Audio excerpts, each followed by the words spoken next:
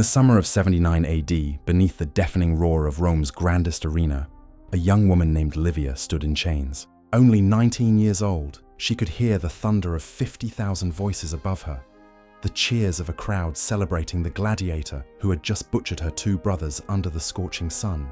She couldn't see the light, only the shadows of torch flames flickering against the damp walls. The screams, the laughter, the sound of steel clashing and flesh tearing, it all blended into a single nightmare. Before we descend into those forgotten tunnels, take a moment to think about this. Do we really understand what the Romans called entertainment? If you've ever wondered what happened after the crowds left the Colosseum, when the music stopped and silence fell over the blood-stained sand, you're about to find out. What follows isn't legend or rumor. It's drawn from the writings of Cassius Dio, confirmed by excavations beneath the Colosseum in 2018, and supported by classified Senate records once hidden in the Vatican archives. These are the real practices, documented, deliberate, and disturbingly celebrated, that Rome's elite witnessed with satisfaction. Across the vast empire, the Colosseum was more than an arena.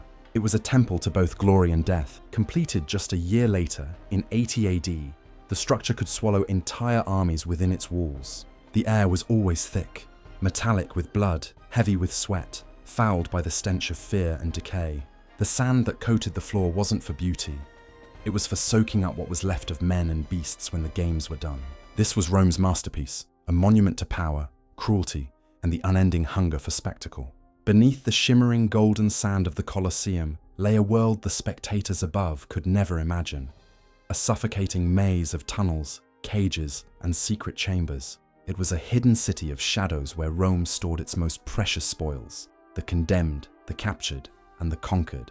The air below was thick with the stench of rusted chains, wet limestone, and fear. Every creak of a gate, every echo of footsteps meant another fate being sealed. To the Roman elite, these games were never just entertainment. They were a tool of empire, a spectacle designed to remind the masses of Rome's absolute power. Each drop of blood spilled in the arena served a purpose. It was political theatre dressed as glory, religious sacrifice disguised as ceremony, and social control enforced through spectacle. The games fed the people's hunger for violence, while feeding the emperor's need for obedience. When General Marcus Antonius returned from crushing the Dacian rebellion in 78 AD, his triumph was celebrated as divine victory. But his greatest trophies were not gold or land.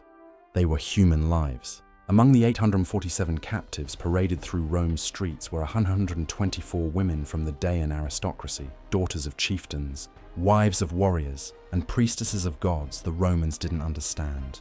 Their fine garments were torn away, their sacred symbols mocked, their names erased. Rome didn't just conquer nations, it crushed identities. Humiliation was its most powerful weapon. It wasn't enough to kill an enemy. The empire needed to break their spirit so completely that even the memory of resistance would vanish from history.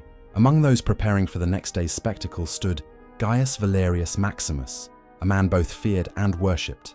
At 32, he towered over most Romans, his body carved by years of combat. Every scar on his skin told a story of survival, of death dealt in front of roaring crowds, of victory bought with pain. His face was known in every tavern and painted on countless walls. To the empire, he was a hero. To those below the arena, he was the executioner of hope. The night after the games, silence fell over the Colosseum. The crowds were gone, the torches burned low, and the only sound that remained was the slow dripping of blood from the arena floor into the tunnels below. Down there, Rome's true face waited in the dark. The labyrinth beneath the Colosseum was alive with whispers and echoes. Slaves moved like ghosts, dragging chains and buckets through narrow corridors slick with moisture and iron. In one of those chambers, Livia sat chained to a pillar, her wrists raw from the iron cuffs. Her brother's deaths still echoed in her ears. The crowd's cheer for their execution had not faded.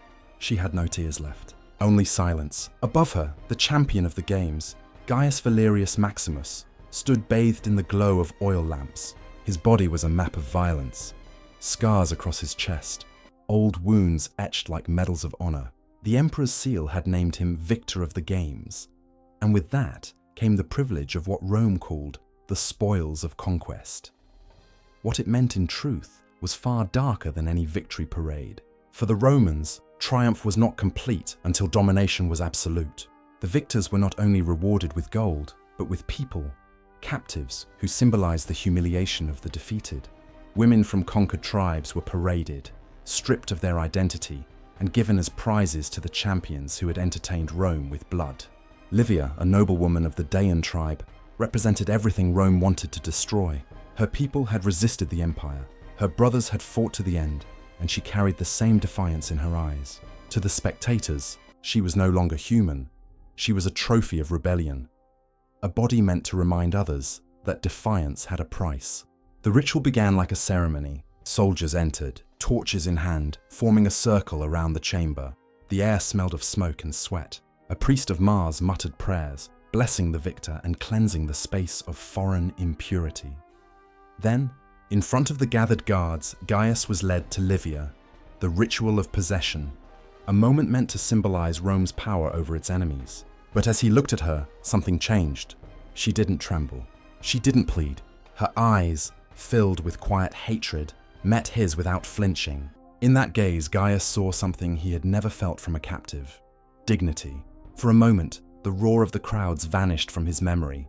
He saw not a prize, but a person. The guards expected brutality. The priest waited for the ritual to begin, but instead, Gaius ordered them out. The silence that followed was dangerous. Defiance of ritual could be seen as treason, yet none dared question him. When they were gone, he stood in front of Livia and whispered, "They think this is victory, but what they call strength is only fear wearing armor." Hours passed. No one spoke of what happened in that room, but when dawn came, the guards found Livia gone, vanished into the tunnels. Gaius claimed she had died and been taken for burial, and no one challenged him. Yet rumors spread through the lower ranks, whispers of a gladiator who had defied Rome's darkest custom to spare a prisoner's life. Those whispers reached the Senate weeks later. Gaius Valerius Maximus was summoned to appear before the imperial magistrate. The charge was dishonor of victory, an accusation more dangerous than treason itself. For Rome, mercy was weakness. To challenge the ritual was to challenge the gods who blessed conquest. Before his trial could begin, Gaius disappeared. Some said he escaped across the sea. Others claimed he was executed in secret and buried beneath the Colosseum he once glorified. But when archaeologists uncovered the chambers beneath the arena in 2018, they found something strange. A small bronze plaque carved with his initials beside a broken set of chains. Nearby, a woman's hairpin engraved with Daean markings. It was proof that the legend had roots in truth, that beneath the empire's grandeur, there existed people who dared to defy it. The Roman Empire built its image on strength, but it thrived on fear. Gladiators, slaves, and prisoners weren't just victims, they were tools in a vast system of control. The games weren't only meant to entertain, they reminded every citizen that rebellion was futile. Each scream from the arena was both spectacle and warning. Historians often describe Rome as the pinnacle of civilization, but its civilization was carved from the suffering of thousands. Every festival, every triumph, every cheering crowd masked the machinery of cruelty beneath. The story of Livia and Gaius isn't told in schoolbooks. It exists only in fragments, in Cassius Dio's reluctant notes, in Senate records hidden for centuries, and in the traces uncovered by archaeologists. But these pieces reveal something the empire tried to erase. Even in the darkest corners of Rome, humanity sometimes fought back. Livia's name vanished from Roman history. But among the ruins of her homeland, legends still whisper of a Daean woman who escaped the Colosseum and carried the truth of its horrors to the northern tribes. They say her words ignited small uprisings that Rome crushed without mercy. Yet the seed of defiance survived, carried through generations by those who refused to bow. The Colosseum still stands today, silent, empty, majestic. Millions of visitors walk across its sands, taking photos where men once died. Few know what lies beneath their feet, but the stones remember. The tunnels still breathe faint traces of the past. Iron scent, cold air, and silence that feels almost alive. What Rome tried to bury was never truly lost. It lingers in the stories of those who suffered in its shadow. The forgotten, the defiant, the enslaved. The empire may have written its history in marble, but beneath that marble lies a truth written in blood. And when you stand before the Colosseum, remember, the applause of victory once drowned out the cries of the innocent. But time has reversed the sound. Today, it is the silence that speaks louder than the crowd ever could.